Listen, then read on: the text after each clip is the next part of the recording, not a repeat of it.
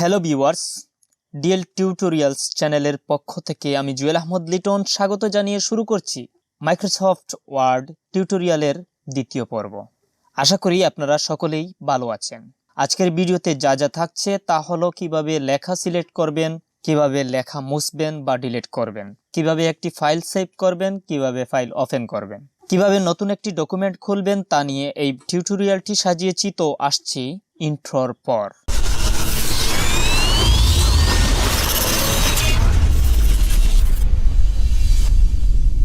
Welcome back. তো প্রথমেই দেখি কিভাবে মাইক্রোসফট ওয়ার্ডে লেখা সিলেক্ট করা যায়।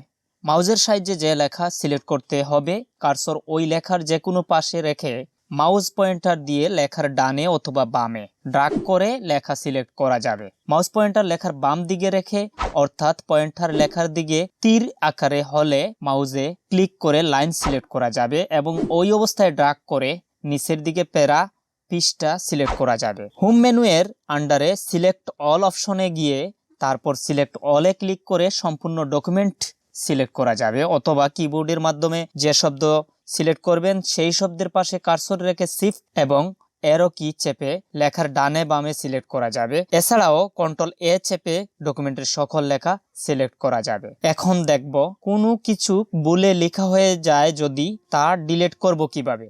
একটি একটি করে অক্ষর মোছার জন্য যে অক্ষরগুলো মুছবো সে অক্ষরের ডান পাশে কার্সর রেখে ব্যাকস্পেস কি চেপে বামের অক্ষরগুলো মোছা যাবে। যে অক্ষরগুলো মুছবো সেই অক্ষরের বাম পাশে কার্সর রেখে ডিলিট কি চেপে ডানের অক্ষরগুলো মোছা যাবে। একসাথে একাধিক শব্দ বা বাক্য মোছার নিয়ম: প্রথমে শব্দ বা বাক্যগুলো আগের মতো করে সিলেক্ট করতে হবে, তারপর ডিলিট কি চাপতে হবে। কোনো লেখা মুছে ফেলার পরই তা আবার ফিরিয়ে আনতে চাইলে, অর্থাৎ আন্ডু করতে চাইলে এই সিম্বলে ক্লিক করে ফিরিয়ে আনতে পারবেন, অথবা কিবোর্ড থেকে কন্ট্রোল জেড চাপতে হবে। আর যদি আন্ডু করার পর মনে হয় যে এই লেখাটি প্রয়োজন নেই, তাহলে রেডও করার জন্য কন্ট্রোল ওয়াই চাপলেই পূর্বের অবস্থায় ফিরে যাবে। এবার দেখি কিভাবে ফাইল সেভ করবেন। কোনো কিছু টাইপ করার পর ওই লেখা সেভ বা সংরক্ষণ করে রাখার জন্য ফাইল মেনুতে ক্লিক করে সেভ এজে ক্লিক করলে সেভ এজ ডায়লগ বক্স আসবে। এখানে ফাইলটি কোথায় সেভ করবেন তা দেখিয়ে দিয়ে ফাইল নেম বক্সে যে নামে ফাইলটি সংরক্ষণ করবেন সেই নাম টাইপ করে